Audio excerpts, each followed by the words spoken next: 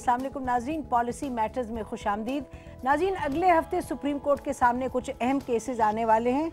एक तो contempt of court के हवाले से जो लॉ बना है वो चैलेंज हुआ है।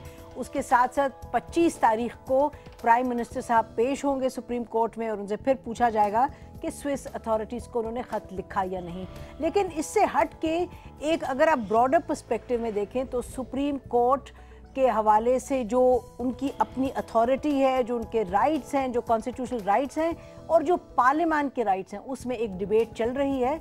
और कल हमने देखा कि फॉर्मर जज जो हैं सुप्रीम कोर्ट के खलीलुर रहमान रमदे साहब, उन्होंने बहुत सी बातें की। उन्होंने एक तकरीर की लाहौर में, तो हम उसके कुछ आपको दिखाते हैं क्लिप्स और देखिए उन्होंने क्या कहा। उसके बाद हम डिस्कशन करेंगे। स्टूडियो में हमारे साथ डिस्कशन के लिए मौजूद है हामिद मीर साहब। ये एडिटर हैं जियो में और कैपिटल टॉक प्रोग्राम करते हैं, किसी तारुफ के मोहताज नहीं है। उनके साथ तशरीफ़ रखते हैं मोहम्मद मालिक, ग्रुप एडिटर हैं दुनिया के, और आपको मालूम है कि ये इन्होंने हमें अभी ज्वाइन किया और अगले हफ्ते से इनका अपना प्रोग्राम भी होगा दुनिया एट 8, वो ज़रूर देखिएगा। और जस्टिस तारिक महमूद साहब है, former president supreme court bar association के, ये भी हमारे साथ तशरीफ़ रखते हैं। और लाहौर में हमें ज्वाइन किया नाज़रीन सलमान अकरम राजा साहब ने, सीनियर एडवोकेट हैं सुप्रीम कोर्ट ऑफ पाकिस्तान के। तो पहले शुरू करते हैं, जस्टिस रमदे साहब ने कुछ जो बातें की वो सुनिए क्या कहते हैं। स्टेट की डेफिनेशन में आर्टिकल 7 ने जब खिलाड़ियों को डिफाइन किया कि स्टेट में कौन खिलाड़ी है, उसमें अदलिया को शामिल नहीं किया गया। ये मैं नहीं कह रहा, आर्टिकल 7 का अदलिया को इसलिए शामिल नहीं किया गया कि अदलिया को एक अंपायर और रेफरी का दर्जा दिया गया कि आपने जहां कहीं कोई खिलाड़ी कोई गलती करेगा तो आपने सीटी बजानी। जस्टिस साहब, जब कोई खिलाड़ी गलती करेगा तो इन्होंने सीटी बजानी है सुप्रीम कोर्ट ने, तो वही तो काम कर रहे हैं, तो नाराजगी किस बात की? बीबी बात ये है कि देखें, मुझे तो एक बात की समझ नहीं आती कि ये इशू उठाया जाता ही क्यों है। आफ्टर ऑल ये 1973 में कानून बन गया था और रमदे साहब ने शायद इस अपनी तकरीर में ज़ियाउर रहमान केस का हवाला भी दिया, सईद अहमद केस का भी हवाला दिया। तो मैं जो आपसे अर्ज़ कर रहा हूँ कि 73 में आयन आया है। बात बड़ी सीधी सी है। पहली बात तो बुनियादी है कि बुनियादी डॉक्यूमेंट जो ये है, एक बात। दूसरी बात है कि अगर कहीं सुपरमेसी की बात है तो अपनी अपनी फील्ड में है गुजारी। तो मसला ये है कि ये मेरे नज़दीक तो ये इशू उठाना और बार बार इसका इसरार करना, चाहे वो पार्लियामेंटेरियन की तरफ से हो, चाहे वो जुडिशरी की तरफ से हो, या चाहे एग्जीक्यूटिव की तरफ से हो, ये आपको मुनासिब नहीं लगता? मुझे मुनासिब नहीं लगता। अच्छा नाज़रीन, हम आपको ये बताते चलें कि हमने प्रोग्राम से पहले जस्टिस रमदे साहब को मैसेज भी किया और हमारे कोऑर्डिनेटर ने उनसे बात भी की, चाहा कि वो खुद अपनी ज़ुबानी बता दें व्यूअर्स को कि उन्होंने ये तकरीर देनी क्यों ज़रूरी समझी, लेकिन उन्होंने इनकार कर दिया। उन्होंने कहा कि जो मैंने कहना था कह दिया, अब आगे आप लोग तय करें कि क्या मकसद है इसका। जी फिर बताएं आप, क्या ख्याल है आपका मालिक साहब? देखिए, ये एक बहस तो चल रही जिसको हम इग्नोर नहीं कर सकते नसीम। जिस तरह कंटेम्प्ट ऑफ लॉ आया, जिन हालात में आया, जिस तरह लाया गया, इसमें एक बड़ा एक कन्फ्यूजन है और इसमें एक मेलाफाइडी से नज़र आती है। और इशू ये नहीं चल रहा, मेरा नहीं ख्याल कि ये इशू है कि पार्लियामान के पास इख्तियार है या नहीं लेजिस्लेट करने का, या जुडिशरी के पास उसको इंटरप्रेट करने का इख्तियार है या नहीं है। इशू ये बन रहा है कि एक है पार्लियामान की पावर्स टू लेजिस्लेट और एक है कि parliament's power to legislate according to constitution. बहस कहाँ पे हो रही है? ये कोई अभी तक जुडिशरी ने यह एतराज़ नहीं किया कि आपके पास कानून साजी का हक नहीं है। इशू ये हो रहा है कि क्या आपकी कानून साजी आइन के मुताबिक है या नहीं है।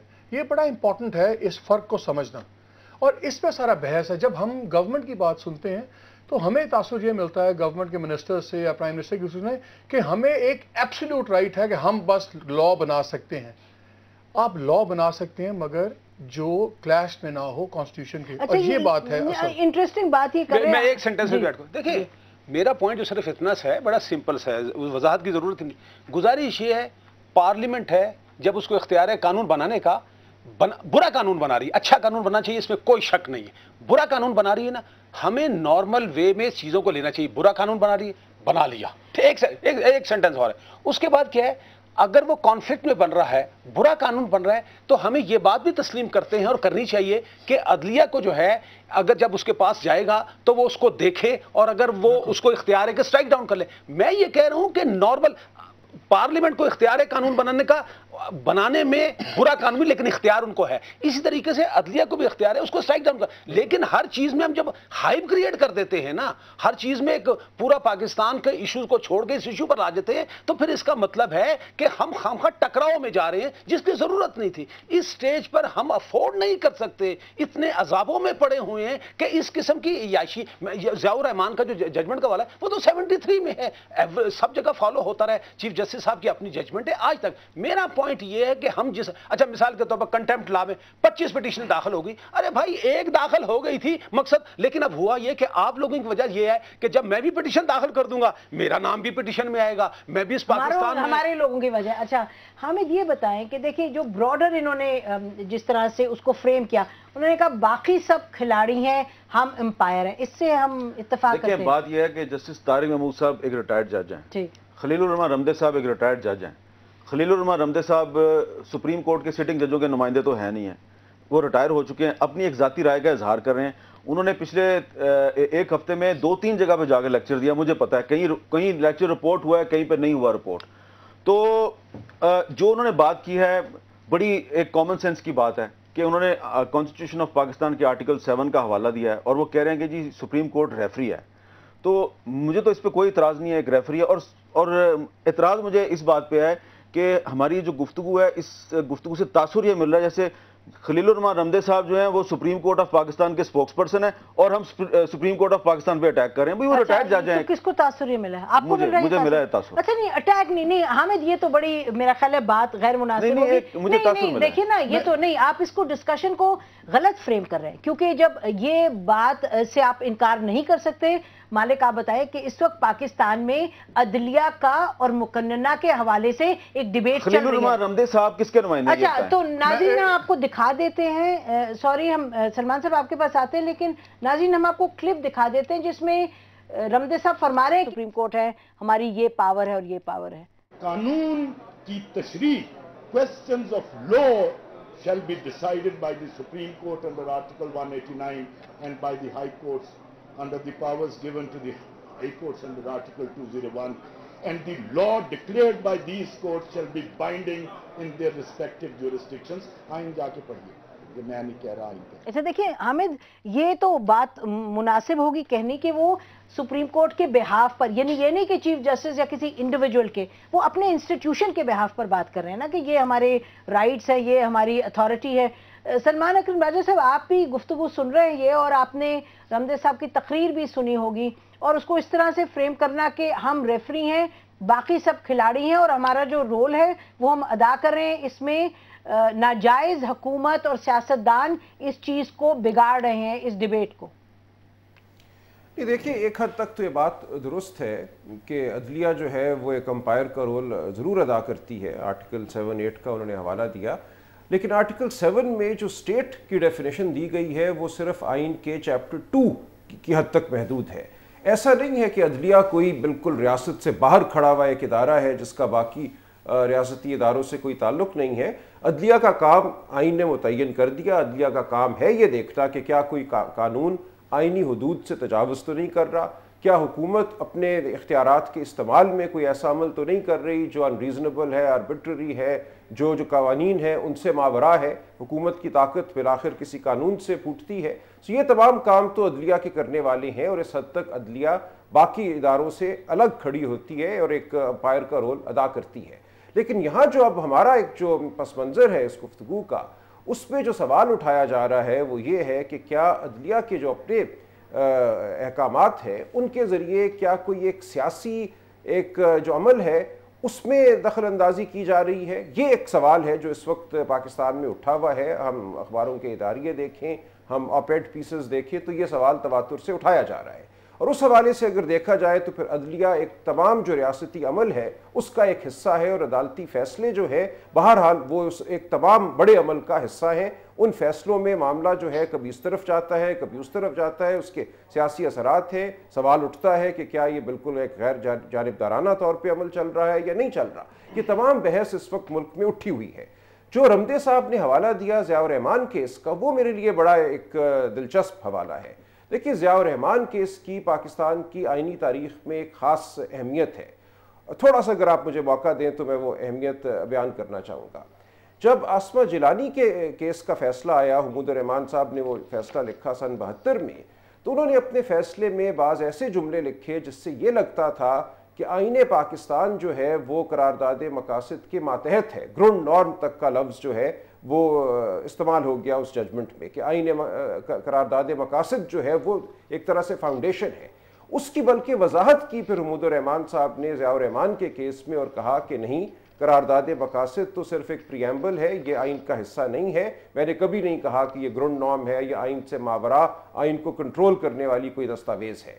इस फैसले को लेकर ज़ियाउल हक ने 1985 में ये कहा कि चूंकि आज से पहले करारदाद मकासद आइन का हिस्सा नहीं थी, सिर्फ प्रियम्बल थी, अब मैं उसको आर्टिकल 2A के ज़रिए आइन का हिस्सा बनाता हूँ, substantive part of the constitution बनाता हूँ। लिहाजा ज़ियाउल हक ने ज़ियाउर रहमान केस में जो फैसला था उसके एक रिएक्शन दिखाया, रिएक्ट किया और उस फैसले को ज़ायल करने के लिए करारदाद मकासद को आइन का हिस्सा बनाया। ये अहमियत है ज़ियाउर रहमान केस की।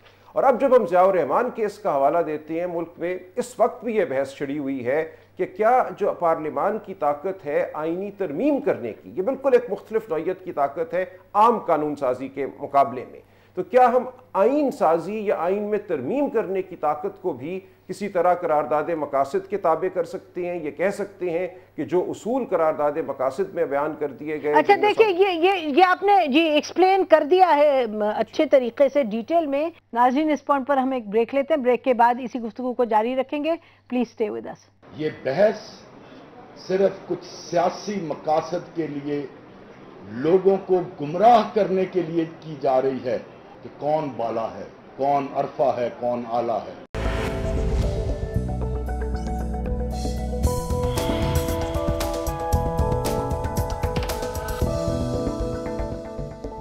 वेलकम बैक नाज़रीन। गुफ्तगू हो रही है जस्टिस रमदे साहब ने कल जो तकरीर की लाहौर में, उसके हवाले से। नाज़रीन, हम आपको सुनवाते हैं जहां जस्टिस रमदे साहब कहते हैं कि अगर कोई कानून बनाएगी मुकन्नना जो कि कॉन्स्टिट्यूशन से हटकर होगा और अगर लोगों के हकूक उससे आगे नहीं बढ़ाए जाएंगे, सल्व होंगे हकूक, तो हम उस तरह के कानून को स्ट्राइक डाउन करेंगे। सुनिए वो क्या कहते हैं। कोई असेंबली, कोई मुकन्नना अपनी आइन की बताई हुई हदूद से तजावज करती है, अदलिया को कहा उस काम को कलअदम करार दे। देखिए, हामिद इसमें कह रहे हैं बड़े क्लियरली रमदे साहब कि सॉवरेनिटी ऑफ द पार्लियामेंट, एक तो उन्होंने कहा जो कि बात दुरुस्त है कि कोई कानून इस्लाम से हट के बनेगा तो हम उसको निकाल देंगे, बाहर फेंकेंगे, बुनियादी इंसानी हकूक। हाँ नहीं, अच्छा दूसरा वो जो फरमाते हैं कि अगर कोई कानून इंसानी हकूक से हट के होगा उसको भी हम निकाल के फेंक देंगे। अब किस तरह से ये सुप्रीम कोर्ट डिसाइड करेगी? तो ये तो बहुत ज्यादा अथॉरिटी सुप्रीम कोर्ट के पास चली गई। ये जो कॉन्स्टिट्यूशन की किताब है, ये एक आइन साज असम्बली जो है उसने ये आइन बनाया हुआ है। ठीक, मौजूदा असम्बली जो है ये कॉन्स्टिट्यूशन असम्बली नहीं है, ये आइन साज असम्बली नहीं है, ये इसमें तरमीम कर सकती है, तरमीम कर सकती है, तरमीम कर सकती है, बिल्कुल फंडामेंटल। अब इस असम्बली को ये राइट नहीं है कि इस कॉन्स्टिट्यूशन के जो बेसिक प्रिंसिपल्स हैं ये उनको वायलेट करे। ये बात कह रहे हैं खलीलुर रहमान रमदे साहब, और मेरा ख्याल है इसमें कोई बुराई की बात नहीं है कि अगर पाकिस्तान की जो पार्लियामेंट है वो आज ये कह दे कि जी पाकिस्तान का जो सदर है वो ज़रूरी नहीं है कि वो सिर्फ मुसलमान होगा, वो कोई क्रिश्चियन भी हो सकता है। जहां वो कहते हैं कि अगर लोगों के हकूक की हक तलफी होगी तो वो फिर बड़ा ब्रॉड है, उधर से कौन डिसाइड करेगा? सुप्रीम कोर्ट डिसाइड करेगा, कौन करेगा? अभी ये कंफ्यूजन क्यों पड़ा है? मेरा ख्याल है कि थोड़ा सा हम टोटली सुप्रीम कोर्ट को मैं सपोर्ट करता हूँ, and I think this is the last thing जो हमारे और एग्जीक्यूटिव के दरमियान में खड़ी हुई। लेकिन जब लेटेस्ट डेवलपमेंट्स कुछ ऐसी भी हुई हैं जहाँ पे सुप्रीम कोर्ट ने भी ज़्यादा जल्दी दिखाई है। ये कंटेम्प्ट ऑफ कोर्ट की आप बात कर लें, अभी लोअर हाउस ने वोटिंग की, सिर्फ नेशनल असेंबली ने इसको पास किया, उसी पे पिटिशंस एक्सेप्ट कर लें। भाई अभी इनको इंतज़ार करना चाहिए था कि सेनेट से पास होता, प्रेसिडेंट को सेंड करता, एक फेट कंप्ली आता, फिर आप उस पर बात करते। कन्फ्यूजन यहाँ पड़ती है कि जब आप प्रोएक्टिवली एक रेफरी, देखें किस स्टेज पे आता है रेफरी, जब आता है जब कोई फाउल हो या कोई डिस्प्यूट हो। रेफरी इंटेंडेड फाउल पे नहीं आता कि ये दो बंदे खेल रहे हैं या फाउल होने वाला, मैं पहले सीटी बजा दूं। सीटी बजाने का भी एक टाइम है, आपको अपने वक्त पर सीटी बजानी चाहिए। प्लेयर्स डिस्प्यूटेड हो सकते हैं, रेफरी को डिस्प्यूटेड नहीं होना चाहिए, इसलिए बड़ी केयर की जरूरत है। रेफरी को डिस्प्यूटेड नहीं होना चाहिए, तो क्या मेरा ख्याल है ये जो हामिद कह रहे थे कि जी लग रहा है कि जैसे हम سپریم کورٹ کے خلاف کوئی بات ہو رہی ہے یہاں. ایشو تو یہی ہے کہ نہیں، میں نے اس طرح نہیں کہا. میں کہہ رہا ہوں کہ ایسے لگ رہا ہے کہ آپ رمدے صاحب کو سپریم کورٹ کا نمائندہ بنا کے اور حکومت کی اور رمدے صاحب کی جو گفتگو ہے اس کو سپریم کورٹ اور حکومت کی لڑائی بنا رہے ہیں. نہیں حامد، ایشو ایسے نہیں ہوتا. ایشو یہ ہوتا ہے کہ جب آپ ایشوز ریز کرتے ہیں، کوئی بھی ایشوز کسی حوالے سے ریز کرتے ہیں تو آپ کو ڈسکس تو کرنا ہے. رمدے صاحب، آپ رمدے صاحب کی اوپینین کو ان کی ذاتی حیثیت میں ڈسکس نہیں، لیکن رمدے صاحب از کوٹنگ دی کانسٹیٹیوشن اور وہ سپریم کورٹ کے جج ہیں، تو آپ ایسے پریٹینڈ تو نہیں. یہ بھی جج ہاں، نہیں تو ہم تو دیکھیں، ہم ایسے تو نہیں پریٹینڈ کر نہیں. اور یہ بڑے اسپیشل جج تھے، ان کو ایکسٹینشن بھی ملی، ہی از بین، اور یہ ان کی ایک اپنی پوزیشن رہی ہے. ان کو آپ ان کو کمپیئر تو نہ کریں. یہ تو انہوں نے بھی اپنے پرنسپل پہ استعفا دیا ہوا ہے. ان کو چھوڑ دیتے ہیں. آپ کی مسکراہٹ سے مجھے لگ رہا ہے کہ آپ کو پتہ ہے کہ میں کیا کہہ رہی ہوں. بات دیکھیں نا، مالک صاحب نے بات کی ہے. دیکھیں نا گزاری، کنٹیمپٹ لا اب بل جو ہے لوگوں کے بھی ہاتھ میں نہیں آیا تھا، تو کراچی میں ایک تقریر ہوئی نا. بھائی میں نے کب کہا یا کبھی کسی نے یہ بات کہی کہ پارلیمنٹ جو ہے فنڈامنٹل رائٹ سے کانفلکٹ لا بنا سکتی. ایک اور بات جو انہوں نے فرمائی، انہوں نے کہا جی ایک بیسک سٹرکچر تھیوری. دیکھیں بی بیسک سٹرکچر تھیوری پاکستان میں پہلی دفعہ جو بحث ہوئی تھی نا محمود خان اچکدہی کیس میں، لیکن ایک بات مت بھولیں کہ اس وقت جب بات ہوتی تھی تو وہ 8ویں ترمیم کی ہوتی تھی جو کہ جنرل کی ایک پیداوار تھی، اور 7ویں ترمیم بھی LFO کی پیداوار تھی. رائٹ، پاکستان میں پہلی مرتبہ یہ ہوا کہ 18ویں ترمیم آئی اور بیسک سٹرکچر تھیوری کی بات آئی. تو بیسک سٹرکچر تھیوری کے جب کیس آیا نا تو کیا کیا سپریم کورٹ نے؟ عام شہری کو بتا دیں کہ آپ کا کیا مطلب میں آ رہا ہوں نا. بیسک سٹرکچر تھیوری بڑا بھاری لگتا ہے. نہیں بھاری لگتا ہے. انہوں نے مطلب یہ ایک بحث بہت پرانی چلی تھی 8ویں ترمیم میں کہ اس آئین کا ایک بیسک سٹرکچر ہے اور بنیادی ڈھانچہ ہے، اور یہ جو ہے ان کو جو ترمیم کا حق ہے اس میں اسی حد تک ہے کہ اس کو یہ ٹچ نہ کرے. یہ کانسٹیٹیوشن. لیکن اس کی میں دلچسپ بات ہوں، 8ویں ترمیم جو ہے نا وہ ایک جرنل کی تھی، اس حوالے سے ہے محمود خان اچکدہی میں انہوں نے لکھ دیا.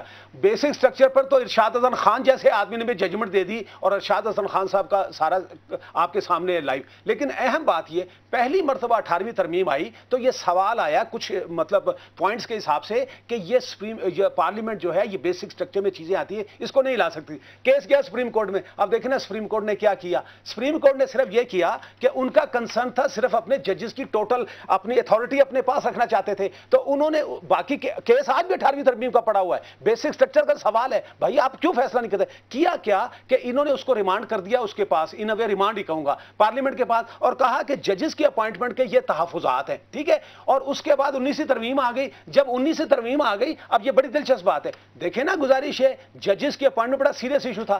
اب انہوں نے کیا کہ انہوں نے کہا جو ہم کہیں گے ہم مانیں گے. لیکن وہاں پر 19ویں ترمیم میں ایک بات کہی تھی کہ اگر 75% سے یا 100% میں پارلیمانی کمیٹی کسی کو ریجیکٹ کرے گی تو جج نہیں ہو سکتا. 2 مرتبہ پارلیمانی کمیٹی نے ایسا کیا، لیکن انہوں نے جوڈیشل سائٹ پر جوڈیشل ریویو میں کے اس آرڈر کو سیٹ اسائڈ کیا. تو اس وقت 100% اختیار ہے اس کے پاس، جوڈیشل کے پاس. لیکن سوال یہ ہے کہ بیسک سٹرکچر سوری کا فیصلہ کر دیں. 18ویں ترمیم کے کیس نہیں، ایک سیکنڈ، آخری 18ویں ترمیم کا جو کیس ہے جس میں بیسک سٹرکچر کا ایشو اٹھایا گیا ہے، بھائی اس کو فیصلہ کر دو. سلمان اکرم راجہ صاحب سے یہ مجھے تو لگتا ہے کانفلکٹ آف انٹرسٹ ہے. Hamid let me be very honest. ناظرین یہ گرما گرم بحث جاری رہے گی بریک کے بعد، اب ہمارے ساتھ رہیے گا. آپ بھی قانون کی تابعداری کرو. You also become a slave and a servant of the state. The courts and the judiciary is also subordinated to the constitution and the law.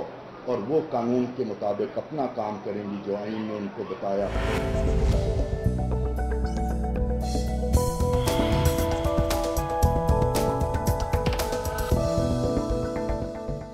Welcome back ناظرین. تو دیکھتے ہیں کہ سپریم کورٹ کی جو اتھارٹی ہے کانسٹیٹیوشنل وہ کہاں تک جاتی ہے. سلمان اکرم راجہ صاحب، یہ سپریم کورٹ کا مجھے تو لگتا ہے، دیکھیں نا، اگر سپریم کورٹ ہی انفلوئنس ہو رہا ہے، اسی کے رائٹس انفلوئنس ہو رہے ہیں، اتھارٹی انفلوئنس ہو رہی ہے، تو عام شہری کی حیثیت سے اگر میں کہوں کہ جی یہ تو کانفلکٹ آف انٹرسٹ ہے، یہ جو ججمنٹ سپریم کورٹ سے آ رہی ہیں، واٹ وڈ یو سے؟ دیکھیے جی، اسی لیے میں اس بیسک سٹرکچر تھیوری کا حامی نہیں ہوں، اور میں اس کو انتہائی ایک خطرناک نظریہ سمجھتا ہوں. ایک یہ فلسفہ ہے جس کا آئین کے متن سے کوئی تعلق نہیں ہے. بھارتی سپریم کورٹ نے ہوا میں اس کو گھڑا اور اپنے اوپر صادر کر لیا. یہ کہنا کہ فلاں اسمبلی کنسٹیچوئنٹ اسمبلی تھی لہٰذا اس کے حقوق زیادہ تھے، اب آئندہ کبھی کنسٹیچوئنٹ اسمبلی نہیں آئے گی، ترمیم کا جو حق ہے وہ محدود ہو گیا، میں اس کو نہیں مانتا. یہ انتہائی متنازع بات ہے. بھارت کے علاوہ اور اب حال ہی میں بنگلہ دیش کے علاوہ دنیا کے کسی ملک نے بیسک سٹرکچر تھیوری کو نہیں مانا. یہ مانا جاتا ہے کہ آئین میں ترمیم کا حق اگر دے دیا گیا اس پروسیجر کو اگر فالو کیا جائے جو آئین میں دیا گیا ہے تو کوئی بھی ترمیم کی جا سکتی ہے۔ اب دیکھیں مثال کے طور پہ جو حامد میر صاحب نے مثال دی کہ اگر آپ صدر کو کل کرسچن کر دیں تو ان کے نزدیک یہ بھی بیسک سٹرکچر کی نفی ہوگی، میرے نزدیک یہ بیسک سٹرکچر کی نفی نہیں ہے۔ اب کون تعین کرے گا کہ آئین کا بیسک سٹرکچر کیا ہے؟ میرے نزدیک یہ بڑی صعب بات ہوگی۔ لہٰذا یہ ایک بہت بڑی ڈیبیٹ ہے، اور ٹھیک کہہ رہے ہیں طارق محمود صاحب کہ اگر ہم اس بیسک سٹرکچر ڈیبیٹ کو مان لیتے ہیں، اس تھیری کو، اور یہ فرق جو ہے کنسٹیچوئنٹ اسمبلی جو کہ خاص اسمبلی تھی 1970 میں الیکٹ ہوئی، اب آئندہ کبھی کوئی اسمبلی اس کی ہم پلہ نہیں ہو سکتی، تو ہمیشہ کے لیے ہم پاکستان کے عوام کو محکوم کر رہے ہیں، اس اسمبلی کی خواہشات کے تابع کر رہے ہیں۔ تو یہ ایک انتہائی میں سمجھتا ہوں پیچیدہ بھی معاملہ ہے، اور اس کو ڈیبیٹ میں لانا چاہیے۔ یہ معاملہ صرف قانون دانوں کے درمیان عدالتوں میں نہیں رہنا چاہیے، یہ معاملہ گلی کوچوں میں، پروگراموں میں، ہر جگہ ڈسکس ہونا چاہیے کہ پاکستان کے عوام کے آخر حقوق ہیں کیا وہ کل یہ فیصلہ کر سکتے ہیں کہ ہم اپنا صدر کسی عیسائی کو بنانا چاہتے ہیں، یا وہ یہ ایسا فیصلہ کرنے سے اب ہمیشہ کے لیے قاصر ہیں۔ یہ بڑی اہم بات ہے۔ جی حامد، آپ سوال اٹھانا چاہتے ہیں؟ نہیں، اب تو بات گزر گئی، مجھے سمجھ نہیں آ رہی کہ ہم کیا ڈیبیٹ کر رہے ہیں۔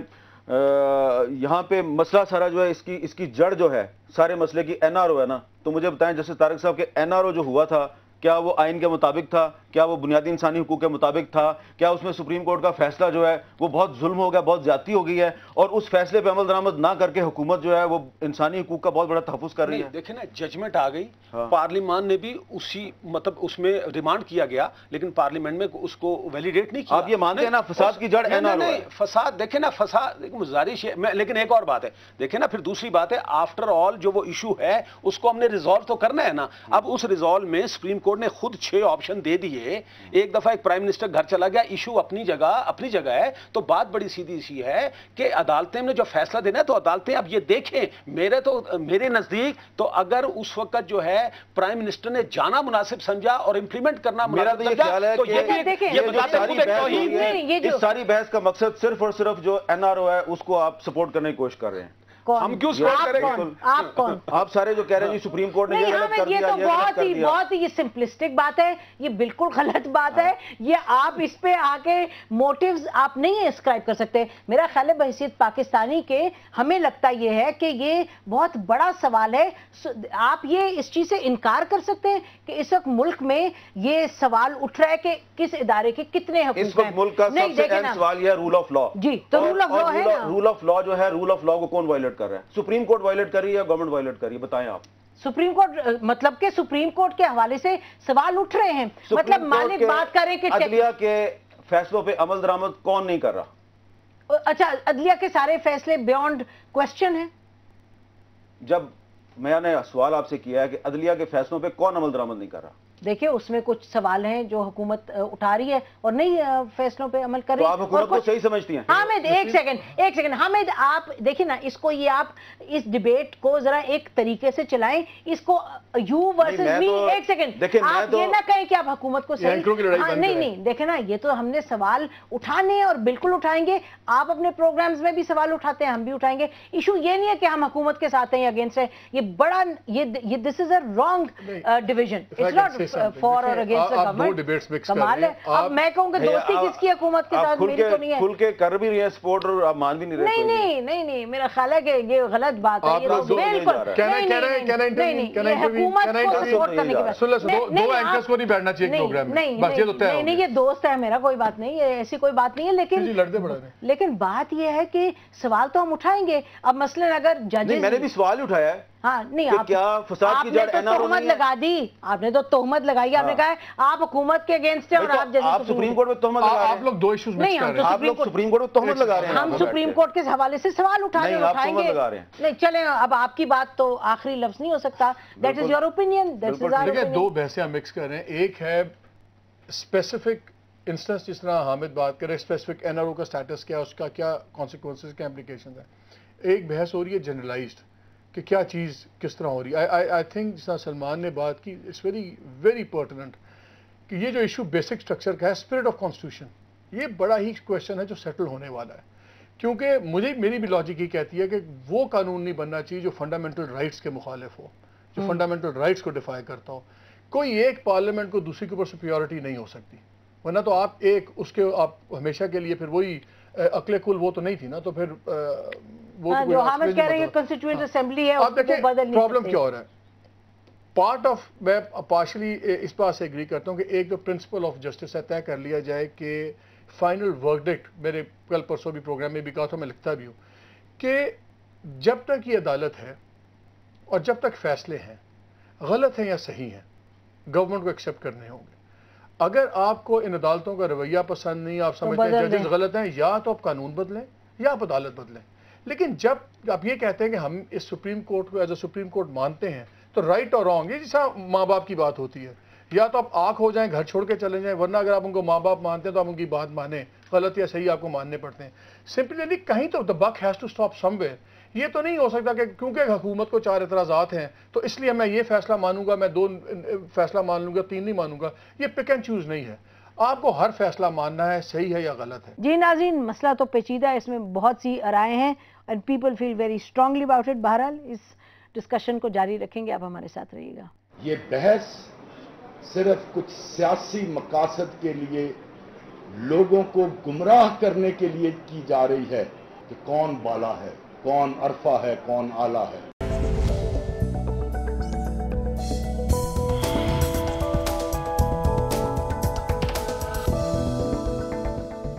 वेलकम बैक नाजरीन। डिबेट मुश्किल है लेकिन बहरहाल इस गुफ्तगू को जारी रखते हैं। ये तो बिल्कुल सही बात है कि केस के नतीजे में सब जो है चीज़ें खुली, लेकिन अब चीज़ें जो खुल गई हैं तो हमें सारी चीजें खुल के एनआरओ के हवाले से तो नहीं है। देखिए बात यह है कि इस वक्त खलीलुर रहमान रमदे साहब जो हैं उनके खिलाफ सोशल मीडिया पे पीपल्स पार्टी की तरफ से बकायदा एक कैंपेन चलाई जा रही है, उनको गालियां दी जा रही हैं।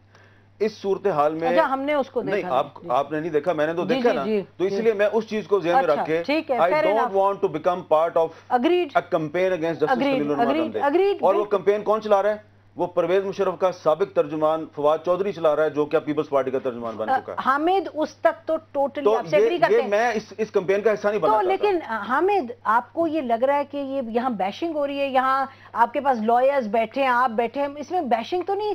आपने जो कहा कि जी एनआरओ, हर चीज एनआरओ पर जाकर रुकती है, मैं ये कहूंगी हर चीज शुरू एनआरओ से हुई, लेकिन अब बात ब्रॉडर हुई है या नहीं हुई? अब बात ब्रॉडर ये, मसलन अब ये देखें रमदे साहब का चलाएं क्लिप, जो वो कहते हैं कि नेशनल असेंबली जो भी बात करेगी सुप्रीम कोर्ट के हवाले से, देखिए चलाइएगा क्लिप नेशनल असेंबली की, उस पर बात करते हैं, देखते हैं कि व्हाट ही इज सेइंग और उस पर क्या व्यूज है पैनलिस्ट के।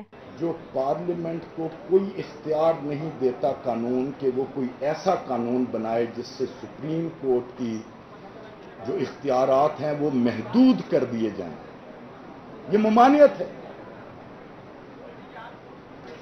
पार्लियामेंट को इख्तियार दिया गया कि तुम सिर्फ वो कानून बना सकते हो सुप्रीम कोर्ट की बाबत for the enlargement of the jurisdiction of the supreme court, powers of the supreme court. कहां है सॉवरेंटी पार्लियामेंट? अच्छा देखिए, ये अब एक इन्होंने बड़ी एक बेसिक बात कर दी। जस्टिस तारिक साहब, ये बात दुरुस्त है? देखिए बीबी, बात ये देखिए ना, नहीं बीबी, देखिए माफी चाहता हूं मैं, मेरा तो किस्सा ही कुछ और है। 184(3) अपनी जगह मौजूद है, कोई झगड़ा नहीं है। 199 आर्टिकल मौजूद है। और दूसरी बात यह है कि बाकी जो कॉन्फ्लिक्ट नहीं बन सकता, ये सारी चीजें तयशुदा है। मेरा यह कहना है कि इन इश्यूज को, और दूसरी बात है, ये सारी बातें अगर होनी है ना, तो मिसाल के तौर पर एक लॉ बन जाता है गलत, देखें चलें बिल के आ गया, लेकिन जिस वक्त कोर्ट में चला जाए ना, अब हो ये रहा है कि अभी मामला अदालत में जाता नहीं या सिर्फ दाखिल ही होता है, तो हम बैठ के एक तो ये डिबेट शुरू करते हैं, ये कानून बददियांती, भाई हुआ होगा बददियांती से, ये कानून गलत है, ये ऐसा नहीं होना चाहिए, सुप्रीम कोर्ट के खिलाफ महाज है, ये वहां पर लड़ाई कर रहे हैं, भाई हमें ये नहीं करना चाहिए। मेरा ये कहना है कंटेम्प्ट लॉ, उसमें बहुत सी गलती है, मैं मानता हूं। अच्छा, ड्यूअल नेशनलिटी का इशू नहीं था लेकिन इशू बन गया, लेकिन वो अल्लाह का शुक्र, उन पर 2/3 मेजॉरिटी नहीं थी, वो बात नहीं बन सकी। मेरा ये कहना है कि सुप्रीम कोर्ट में जाने से पहले, वहां पर डिबेट होने से पहले, जो कि फैक्ट्री डिबेट पार्लियामेंट होना चाहिए, वो ऐसी ऐसी बातें हो जाती है जिससे कन्फ्रंटेशन हम खुद पैदा कर रहे हैं। इस डिबेट को सही तरीके से आगे कैसे ले जाया जाए, बिकॉज वी कांट इग्नोर के इश्यूज तो हैं।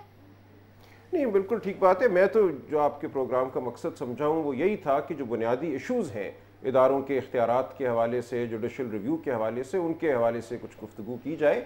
जहाँ तक ताल्लुक़ है एनआरओ के मुकदमे का और उसके फ़ैसले का, आप जानती हैं मैंने वो मुकदमा शुरू किया था और उसके हवाले से बहुत मैं एक जज्बाती लगाव रखता हूँ। मेरे नज़दीक वो फैसला बिल्कुल सही फैसला है और उस फैसले पर अमल होना चाहिए। और एक अफसोसनाक जो बात इस वक्त हो रही है मुल्क में वो ये कि एक तरह का अंग्रेज़ी ज़ुबान के प्रेस में कंसेंसस पैदा हो गया है कि सुप्रीम कोर्ट हदूद से बढ़ रहा है। हर रोज़ अगर आप आर्टिकल्स को, एडिटोरियल्स की तादाद को गिने या उनको तोलें भी तो एक किस्म का कंसेंसस बनता जा रहा है। और जो असल मामला था कि सुप्रीम कोर्ट ने कहा क्या, आर्टिकल 248 की इम्यूनिटी, मेरी नज़र में बिल्कुल कोई इशू इस केस में नहीं है। सुप्रीम कोर्ट बिल्कुल हुकूमत पाकिस्तान को ये नहीं कह रहा कि सदर पाकिस्तान के खिलाफ मुकदमा कायम किया जाए पाकिस्तान में या स्विट्ज़रलैंड में। वो तमाम बातें नज़र से ओझल हो रही हैं। उस हद तक मैं हामिद मीर से इत्तफाक करूँगा कि जो असल मामला है वो दबता चला जा रहा है हमारी फ़लसफियाना और दीगर बहसों में। कभी वो भारतीय सुप्रीम कोर्ट के रिटायर्ड जज साहब कुछ लिख देते हैं, कभी कोई इंटरनेशनल ऑर्गेनाइजेशन वाईसीजे हो या इंटरनेशनल क्राइसिस ग्रुप हो।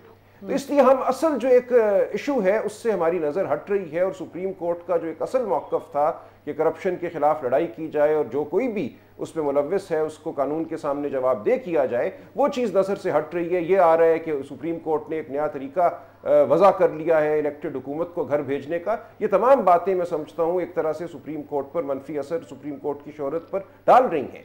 और इनको हमें बिल्कुल वाज़े करना चाहिए कि सुप्रीम कोर्ट ने कोई हुकूमत को हटाने का तहैया नहीं किया, या अगर गिलानी साहब को नाअहल करार दिया है तो ये किसी साजिश का नतीजा नहीं है।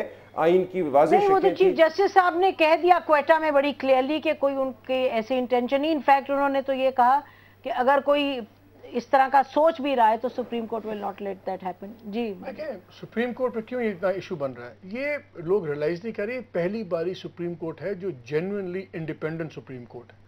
आज तक जितनी सुप्रीम कोर्ट थी वो बड़ी प्लायंट सुप्रीम कोर्ट थी, जो हुकूमतें वक्त के नीचे दब के काम करती थी, हर एक की मर्जी के मुताबिक चलती थी। सुप्रीम कोर्ट कोई नाजायज नहीं कर रहा। सुप्रीम कोर्ट पहली बारी जायज काम कर रहे हैं जो उससे पहले भी करने चाहिए थे। लेकिन क्योंकि ये इतना बड़ा डिपार्चर है फ्रॉम द पास्ट, तो लोग कहते हैं कि ये जी बिल्कुल ओवर रीच हो रही है। यहाँ पे इशू जैसे मेरे नज़दीक जुडिशियल ओवर रीच का नहीं है, एग्जेक्टिव अंडर रीच का है। वो काम जो एग्जेक्टिव को करने चाहिए अंडर रीच, बिल्कुल जो खुद वैक्यूम जो काम एग्जेक्टिव को करने चाहिए, जब वो नहीं करते तो लोग अपने मसले लेके जाते हैं सुप्रीम कोर्ट के पास, और सुप्रीम कोर्ट वही उन पर फोर्स करती है। रेंटल पावर प्लांट्स, मीडिया लिख पागल हो गया, प्रोग्राम्स कर पागल हो गए, बिलियंस का फ्रॉड हुआ, बिलियंस किसने वापस दिलवाए? सुप्रीम कोर्ट ने वापस दिलवाए। अब आप कहेंगे अब जब ये सारे काम एग्जेक्टिव नहीं करेगी और वो किसी ने तो करना, सुप्रीम कोर्ट करेगी, अब आप मुझे बताएं फिर ये क्या एक्टिविज्म है?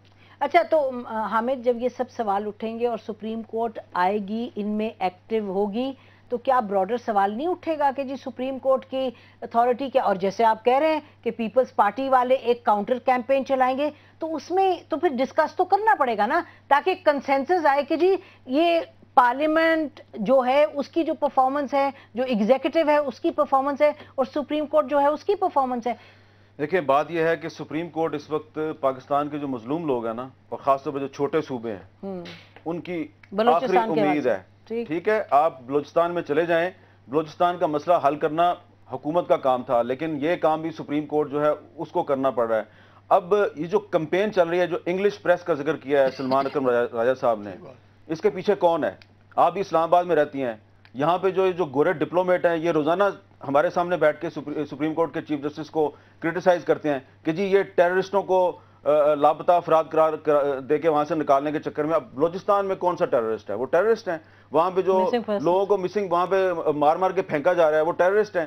तो इस वक्त सुप्रीम कोर्ट ऑफ पाकिस्तान जो है वो पाकिस्तान की जो करप्ट रूलिंग एलीट है उसके मुफादात के लिए खतरा है, और पाकिस्तान की करप्ट रूलिंग एलीट के मुफादात जो हैं वो इंटरनेशनल पावर्स के साथ वाबस्ता हैं। लिहाजा इंटरनेशनल पावर्स ने और पाकिस्तान की करप्ट रूलिंग एलीट ने और कुछ ठेकेदारों ने सुप्रीम कोर्ट के खिलाफ गठजोड़ किया हुआ है, और उस गठजोड़ का जो अक्स है वो हमें मीडिया में भी नजर आ रहा है। एक सेंटेंस को इन्होंने ठीक कहा, बलूचिस्तान के हवाले से इन्होंने सही फरमाया कि काम किसी और का है तो सुप्रीम कोर्ट कर रही है।